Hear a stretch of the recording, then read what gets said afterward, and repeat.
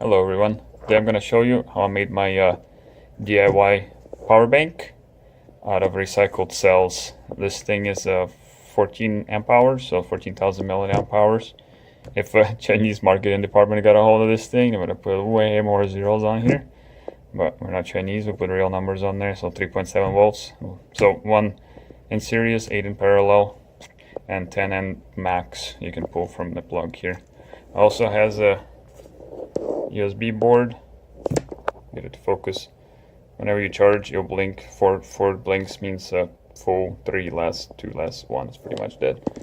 So it's kind of a little bit of indication. Only blinks when you're charging or discharging from it. So you can charge through this plug right here. That's what I do. I charge it at 6 amps, or you can charge it through that little micro USB in there, and that would take a long time. 1 amp, it would take at least 14, 15, 16 hours, who knows. It'll take a long time. Anyways there, so if you're interested in watching this, go ahead and proceed forward.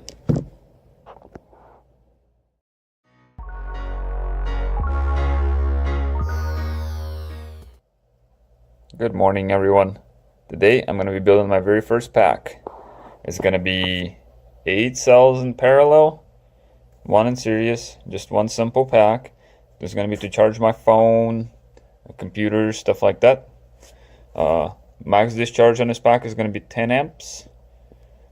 And this is how I'm going to build it. This is by no means a tutorial how to build it. I'm just kind of taking you along for a ride and showing you how I did it. Anyways, I'm going to put them together with the nickel strip, which I don't think this is a real nickel strip. That's why there's 2 numbers for it, 2 calculations. So the real nickel strip, I got this information from endlessphere.com, just so you know. It was the forum with the discussion that showed all the ratings and stuff. So anyway, 1 piece of nickel strip holds 9.6 amps, but I don't think I have a real nickel strip. I have this Chinese stuff right here. I think this is just a nickel plated steel, so I'm using the steel strip ratings. So 1 piece of strip holds 3.4 amps. So if I'm going to put 3 pieces of strip on each side, so 3 here, 3 here, 3 of them will give you 10.2 amps, so bring me up to my rating, 10 amps. So 3 on this side, 3 on this side, tabs will fold down this way. Then I'll connect 20 gauge wire. 20 gauge wire, it carries at least 11 amps.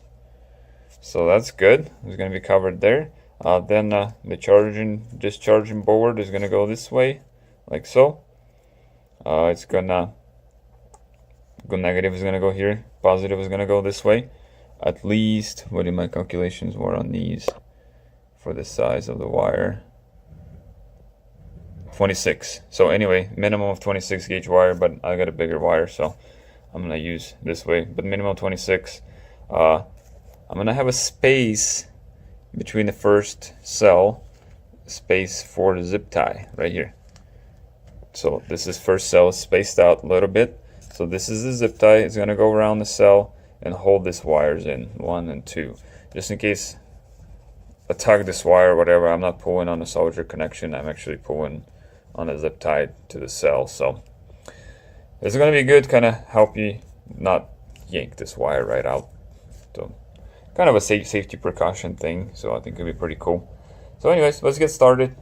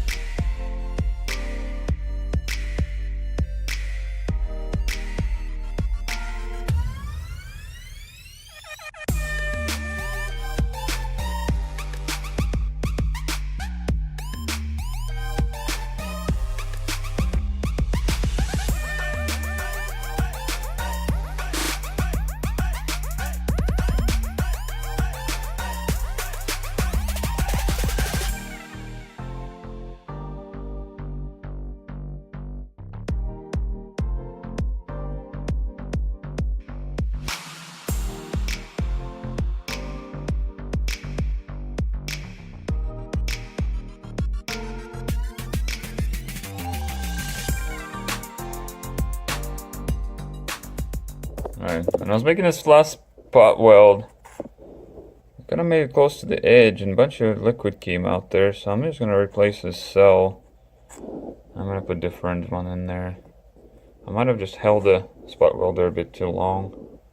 So I'm going to put in a different cell and just keep going this way.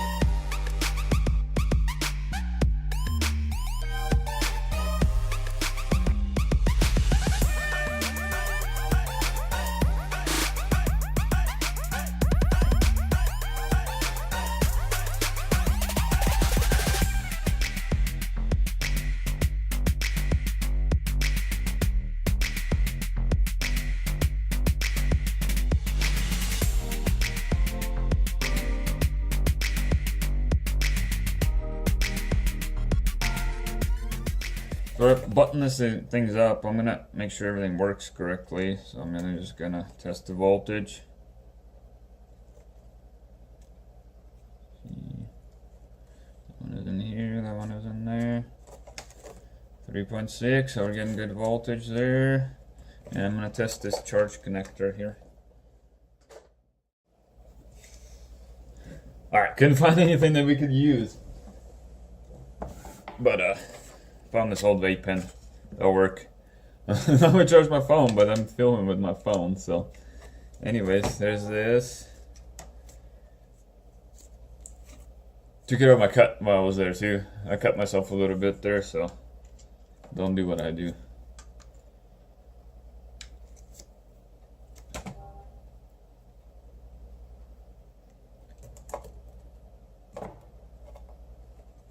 Alright, and we are charging.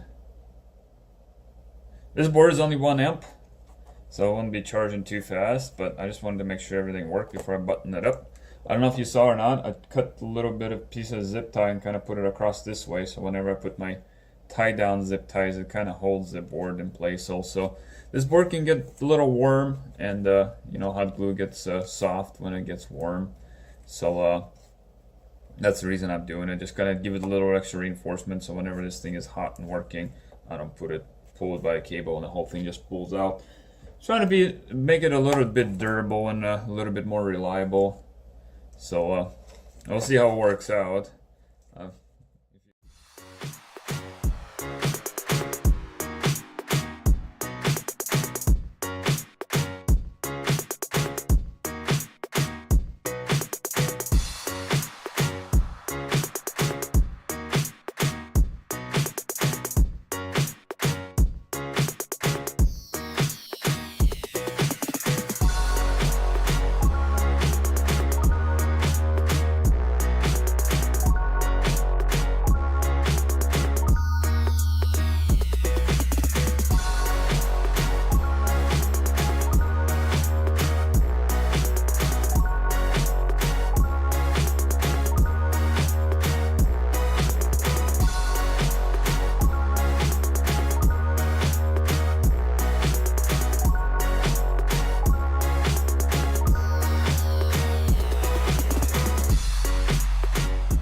Shout out to my missus for letting me borrow her hair dryer to use it as my heat gun. She told me not to use it, but she's not home, so, but shout out anyways.